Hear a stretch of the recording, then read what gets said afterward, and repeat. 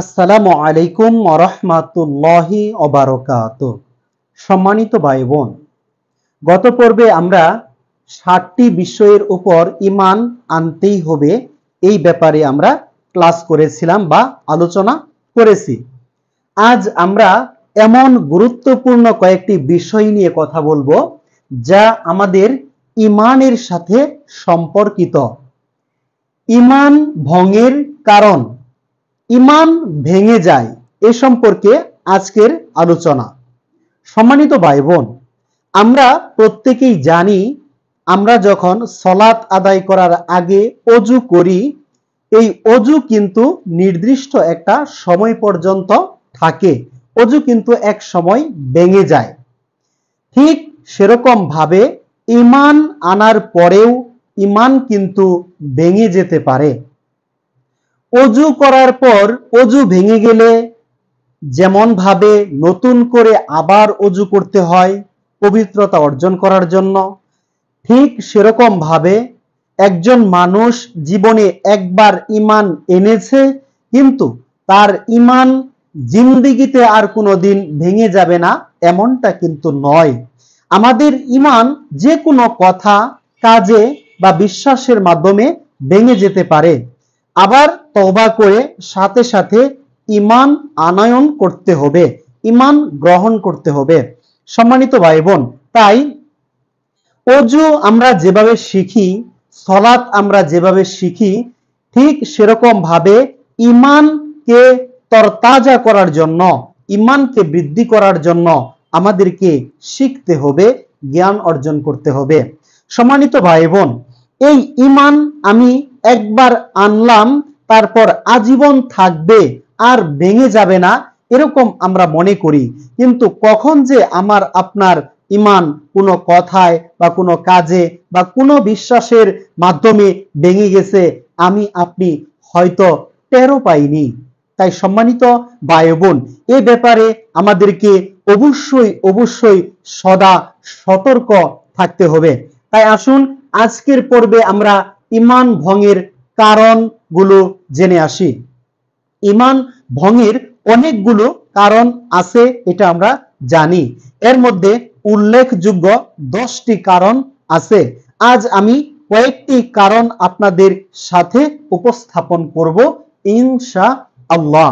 সম্মানিত ভাই বোন, এখানে আমানতু বিল্লাহি, যে আমি আল্লাহর প্রতি বিশ্বাস স্থাপন করেছি, এটা বলে আমি ঈমান আনলাম।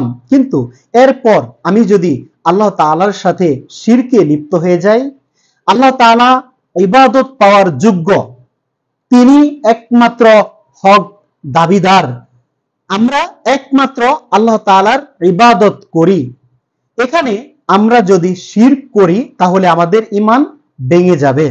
শিরক মানে কি? শিরক মানে হলো আল্লাহ তাআলা আমার রব, কিন্তু তার কাছেই আমাকে সাহায্য চাইতে হবে। আমরা কি করি? আল্লাহর কাছে সাহায্য না চেয়ে আমরা অন্য কোনো মাধ্যম ব্যবহার করে থাকি, অন্য কারো কাছে আমরা সাহায্য চাই বা ইবাদতের যোগ্য মনে করি বা কাউকে শরীক করে ফেলি। এটা হচ্ছে শিরক করা। শিরক হচ্ছে সবচেয়ে বড় পাপ। বড় শিরক আছে, ছোট শিরক আছে। এরকম শিরক আমরা যদি করি তাহলে আমাদের ঈমান ভেঙে যাবে, নতুন করে আবার ঈমান আনয়ন করতে হবে। তারপর ফেরেশতাগণকে তো বিশ্বাস করতে হবে। যদি কেউ ফেরেশতাদেরকে বিশ্বাস না করে তাহলে তার ঈমান থাকবে না। কিতাব সমূহ, এগুলোর প্রতি বিশ্বাস স্থাপন করতে হবে। কেউ যদি মনে করে যে কিতাব এগুলোর উপর আমি বিশ্বাস করি না, এগুলো মানুষের লেখা, তাহলে তার ঈমান থাকবে না। রাসূলদের প্রতি ঈমান থাকতে হবে, বিচার দিবসের প্রতি ঈমান থাকতে হবে, ভাগ্যের ভালো মন্দের প্রতি ঈমান থাকতে হবে, মৃত্যুর পর যে পুনরুত্থান হবে এর প্রতি বিশ্বাস স্থাপন করতে হবে। কারো মধ্যে যদি এই বিশ্বাসগুলো না থাকে, যদি সন্দেহ হয়, তাহলে সেই ব্যক্তি কাফের হয়ে যাবে, সেই ব্যক্তি আর মুমিন থাকবে না, তার ঈমান ভেঙে যাবে। তওবা করে আবার ঈমান আনতে হবে। এখানে আরেকটি বিষয় যে রসুলদের প্রতি বিশ্বাস করা, কিন্তু আমরা অনেক মানুষ রসুলগণের প্রতি বিশ্বাস করি, কিন্তু আমরা অনেক হাদিস আছে সেগুলো নিয়ে, দিনের অনেক বিষয় আছে আমরা সেগুলো নিয়ে উপহাস করি, হাসি তামাশা করি, ঠাট্টা করে থাকি। যেমন রাসূলুল্লাহ সাল্লাল্লাহু আলাইহি ওয়াসাল্লামের সুন্নাহ হলো দাড়ি রাখা। আমরা অনেকেই দাড়ি রাখি না, এটা নিয়ে আরো উপহাস করে থাকি যে দাড়ি না রাখলে কি হয়, এটা কোনো ব্যাপার না। কেউ দাড়ি রাখলে আমরা হাসাহাসি করি, আমরা তাকে ঠাট্টা বিদ্রুপ করে থাকি। এরকম দিনের বিষয়ে কেউ যদি হাসি তামাশা করে, উপহাস করে, ঠাট্টা করে, তাহলে তার ঈমান ভেঙে যাবে। তওবা করে আবার ঈমান আনয়ন করতে হবে। আরেকটা গুরুত্বপূর্ণ বিষয় হলো, কেউ যদি গণকের কাছে যায়, জাদুকরের কাছে যায় ভাগ্য গণনা করতে, ভবিষ্যৎ জানার জন্য গণকের কাছে যাওয়া হচ্ছে শিরক। এটা করলে ঈমান ভেঙে যাবে।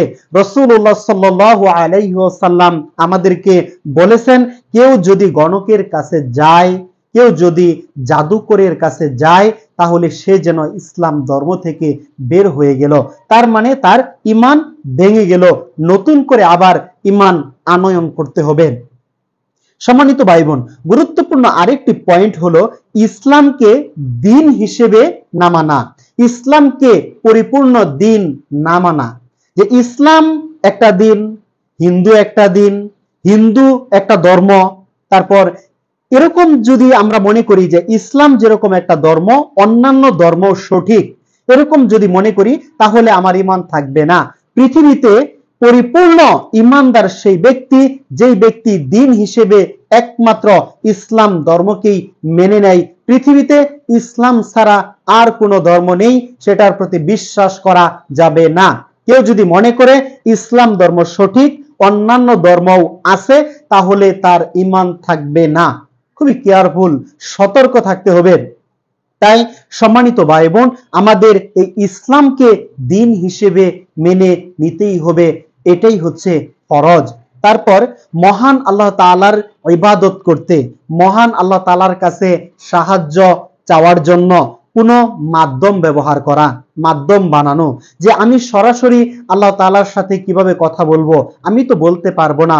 অন্য কোনো পীর, এরকম অন্য কোনো বুজুর্গ মানুষকে মাধ্যম বানানো, এরকম মাধ্যম যদি আমি মনে করি, বানাই, তাহলেও আমার ঈমান থাকবে না। কারণ আল্লাহ এবং বান্দার মধ্যে কোনো মাধ্যম বানানো যাবে না। আল্লাহ প্রত্যেক মানুষের কথা শুনেন, প্রত্যেক মানুষের দোয়া আল্লাহ তাআলা কবুল করে থাকেন, এখানে কোনো মাধ্যমের প্রয়োজন নেই। তারপর আরেকটি গুরুত্বপূর্ণ পয়েন্ট হলো কাফিরকে কাফের মনে না করা। আমরা অনেকেই নিজেকে মুসলমান দাবি করি, কিন্তু আরেকজন কাফের, অমুসলিম, ইসলাম ধর্ম গ্রহণ করে নাই, তাকে আমরা কাফের মনে করি না, মনে করি সেও একটা ধর্মের উপর আছে, সঠিক আছে। এটা যদি মনে করি, তাহলে আমার ঈমান থাকবে না। আমি খুব সংক্ষিপ্তভাবে বলতেছি।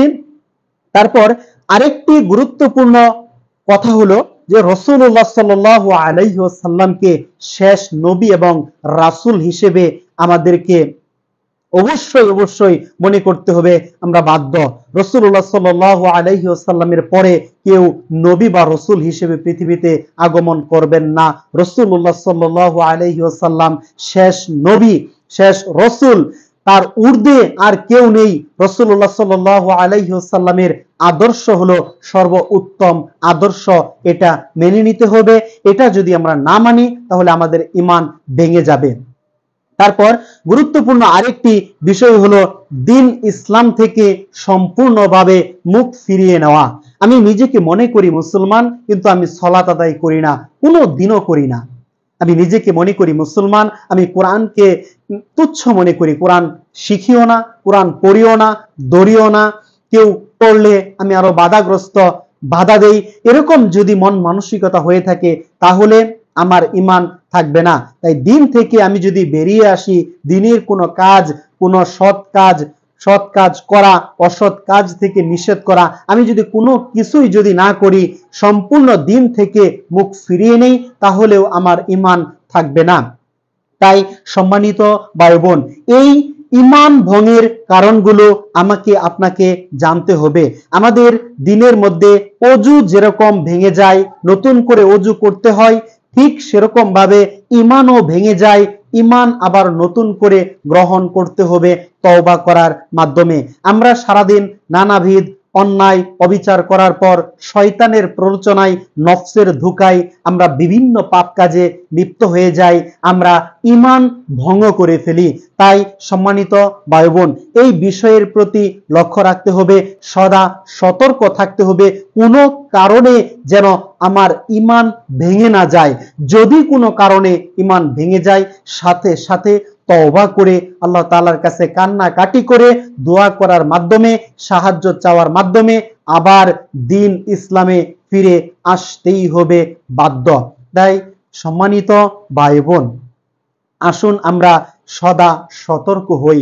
আল্লাহ তাআলা আমাদেরকে আরো সচেতন করুন, জ্ঞান অর্জন করার তৌফিক দান করুন, সঠিক আমল করার তৌফিক দান করুন, শিরক মুক্ত, বিদআত মুক্ত ইবাদত করার তৌফিক দান করুন। আমিন।